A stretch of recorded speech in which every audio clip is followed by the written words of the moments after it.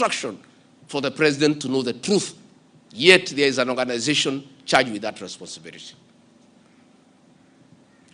I have publicly stated that under this administration, Kenyans are free to criticize the government without fear of reprisal and state agencies. This was a promise made by both the president and I when we were sworn in. I want to call upon overzealous heads of security agencies not to be tempted to use the criminal justice system to manage politics. Let us manage politics the conventional way, through reaching out, consensus and concurrence. I am informed that members of parliament who voted no have already been targeted by the National Intelligence Service for harassment for their political stand. This is a promise the president and I gave to the people of Kenya, that never again shall we use the criminal justice system to manage politics. I want to say that the president and I gave a categorical promise to the people of Kenya that the issue of abductions and extrajudicial killings will never happen again. Sadly, this is back. It is unbelievable that the son of the Honorable Attorney General of Kenya, Justin Bidan Muturi, was abducted at night in a commando style by officers of the National Intelligence Service and held incommunicado for 18 hours. Yet, that is the Honorable Attorney General of the Republic of Kenya. What will happen to other Kenyans?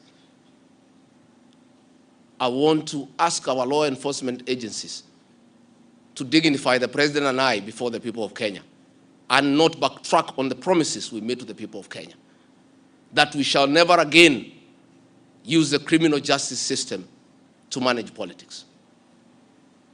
Yesterday, Noordin Haji was trying to put up a team together to craft lies and propaganda and attribute the chaos that were in the country to leaders, I included, former President Uhuru Kenyatta and others.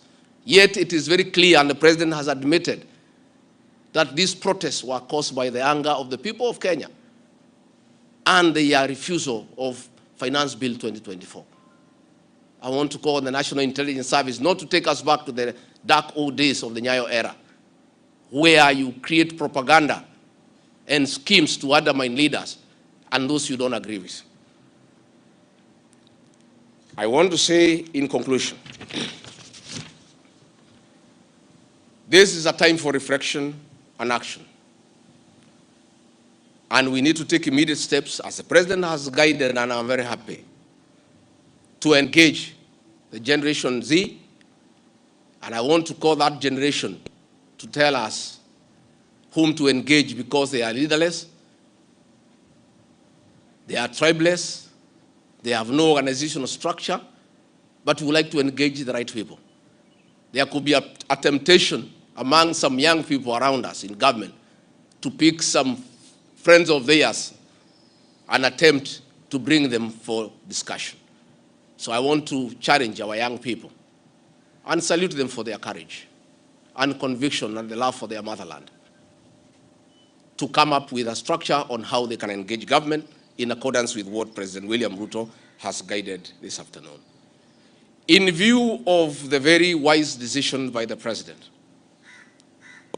in conformity with the wishes of the Kenyan people, to withdraw Finance Bill 2024 that was in contention, as Deputy President of the Republic of Kenya and a patriotic son of this country, I want to appeal to Generation Z to call off the protests for tomorrow, because their cry has been heard by the president. The president has accepted that there was an issue, there was a disconnect, and the president has done the right thing. And I think it's only fair that we call off the protest so that we don't have further loss of lives and destruction of property. It's an appeal that I've made as a father, as a parent, to our young children. We love you, we respect you. Please, I beseech you as your father, now that the president has given in and accepted to go